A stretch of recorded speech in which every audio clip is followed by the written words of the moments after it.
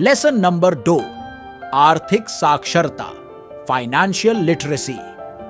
महत्वपूर्ण यह नहीं है कि आप कितना पैसा कमाते हैं, महत्वपूर्ण तो यह है कि आप कितना पैसा रखते हैं।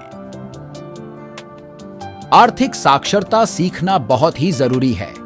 जिनमें ये कमी होती है वो चाहे जितने भी पैसे कमा लें, वो हमेशा गरीब ही रहते हैं। बहुत से लोग लॉटरी में करोड़ों कमा तो लेते हैं, पर बाद में उसे गंवा भी देते हैं।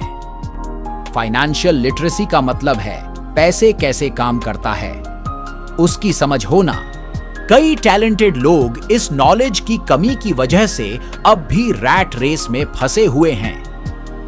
उन्हें यह भी नहीं पता वो कितने पैसे टैक्स में खो रहे हैं। चलिए सरल भाषा में समझे।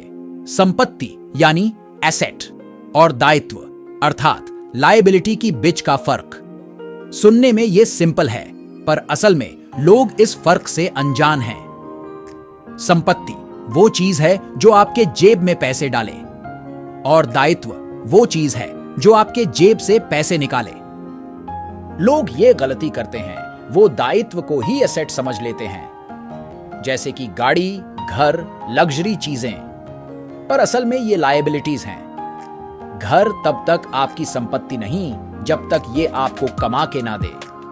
अगर आपने घर को रेंट पे दिया है और उससे आपको इनकम हो रही है, तभी वो आपकी एसेट कहलाएगी। एसेट जैसे कि बॉन्ड्स, स्टॉक्स, रियल स्टेट आदि में इन्वेस्ट करना, जो आपको पैसे कमा के दे।